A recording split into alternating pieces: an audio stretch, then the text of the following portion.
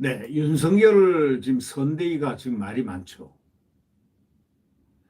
이 김종인이라는 사람과 이 이준석 대표하고는 상당히 이렇게 아주 밀접돼 있습니다. 이준석이가 김종인 파리를 많이 하죠. 또 김종인은 또 그러면서 이준석을 딱 같이 함께 어깨동무하고 있는 듯한 그런 느낌을 주고 있죠. 근데 이 김종인이가 윤석열 선대위에는 아마 윤석열 후보가 필요하다고 생각하는 모양입니다. 근데 저는 무슨 그 선대위에 필요하냐, 저는 그렇게 생각하는데 아마 또 윤석열 후보는 뭔가 생각하는 부분이 있는 듯합니다. 네. 소위 이김, 김한길, 김병준 두 분 합류를 처음에는 김종인 씨가 완강히 부인을 했거든요. 안 된다는 식으로 이렇게 하는 게 아닌가라는 느낌을 언론을 통해서 많이 보도가 됐습니다. 그런데 이제 김종인이가 윤석열 후보가 강력하게 아마 주장하는 모양입니다. 메머드 선대위 고소하고 있으니까 이제 김종인이도 한 발 물러난, 그리고 두 김씨, 그러니까 김병준 전 비대위원장과 김한길 전 그 새천년 민주당인가요? 거기 새정치연합 대표를 같이 합류를 수용하겠다. 뭐 이렇게 한 것 같다는 그런 보도입니다. 네. 결국 이제 김종인이 원톱이고 김병준은 상임 선대위원장 가닥이 잡혔습니다. 근데 이게 묘한 게 말이죠. 김종인은 이 상임 선대위원장 김병준 씨가 이렇게 있으면은 함부로 못 합니다. 함부로 또 해서는 안 되죠. 자기 마음대로 독선적으로 해서는 안 되죠. 김병준은 무게감으로 보면은 김종인보다 오히려 높다고 할 수 있죠. 공직상으로 보면 부총리까지 했으니까 말이죠. 네. 공직상으로 보면 뭐 비례대표의원, 김종인 씨는 비례대표의원하고 또 수석, 청와대 수석을 했는데 수석이 차관급일 때도 있고 장관급일 때도 있습니다. 그 당시에 아마 장관급을 했다고 하더라도 뭐가 되느냐. 이분은 부총리급으로 있었으니까 사회부총리인가 아마 그랬죠. 교육부총리인가 했기 때문에 또 청와대 정책실장도 하고 했기 때문에 모든 가닥으로, 또 김병준 비대위원장은 바로 김종인 비대위원장 직전 선임입니다. 그러니까 김병준 상임 선대위원장은 소위 말해서 이준석이도 껄끄러워하죠.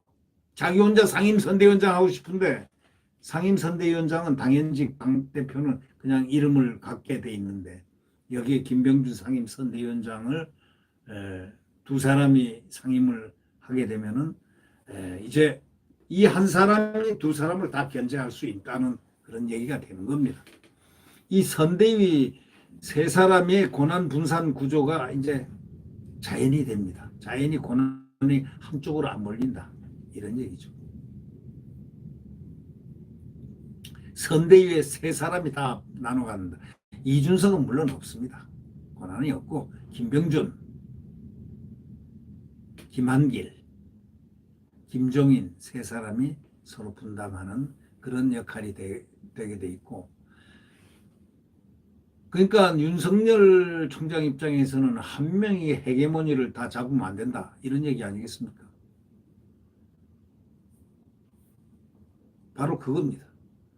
국민의힘 윤석열 대선 후보가 다음 주 출범할 당 선대위 그 선거대책위원회에 이 새정치민주연합 대표 김한길 대표하고 김병준 비대위원장을 합류시키겠다는 뜻을 완전히 고수하고 있습니다. 만약에 이걸 갖다가 뿌리친다면 김종인 나가라. 만약에 반대하면 어쩔 수 없다. 이 얘기 아니겠습니까? 그러니 김종인 전 비상대책위원다 두 사람 선대위 합류에 대해서 이제 반대를 할 수가 없는 것으로 이렇게 지금 알려지고 있죠. 그래서 윤 후보 측은 김종인 전 위원장과 합의하되 필요할 때는 후보가 결단하는 것이다. 협의를 해서 하되 만약에 김종인 씨가 안 하겠다고 할 때는 후보가 결단해서 삭제시켜버리면 되는 거죠. 그 얘기입니다.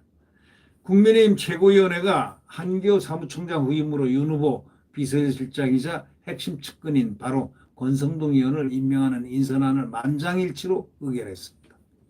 윤 후보 뜻대로 대선 전국에 당 살림살이하고 내년 지방선거 공천 총괄하는 사무총장에 권 의원이 임명된 것입니다. 인선 배경에 대해서 이준석 대표는 최고위원회에서 윤 후보 측과 소통을 원활하게 진행하자는 취지다라고 그는 마지못해 긍정적인 부정적이 아닌 말을 답변을 했습니다.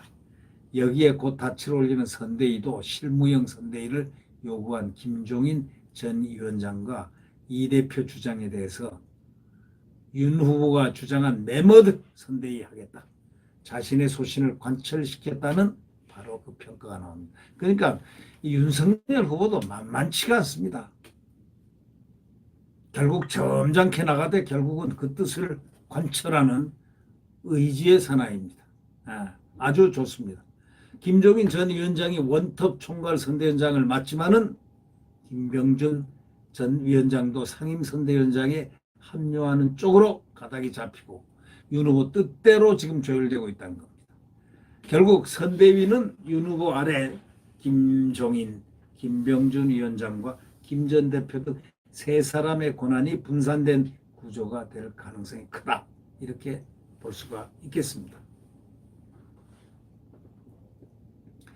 또 윤 후보는 예전에 구상했던 국민통합위원회를 후보 직속기구로 두고 자신과 지속적으로 소통해온 소위 김한길 대표에게 위원장을 맡긴다는 계획이고, 야권 관계자는 위원회의 명칭은 김 전 대표가 결정하게 될 것이다. 이렇게 얘기했습니다. 진영과 이념을 뛰어넘어 반문 결집은 물론이고 집권 시에 여소야대 국회 지형을 돌파하는 카드도 될 수 있다는 바로 그겁니다. 아주 좋은 카드입니다. 김한길 카드.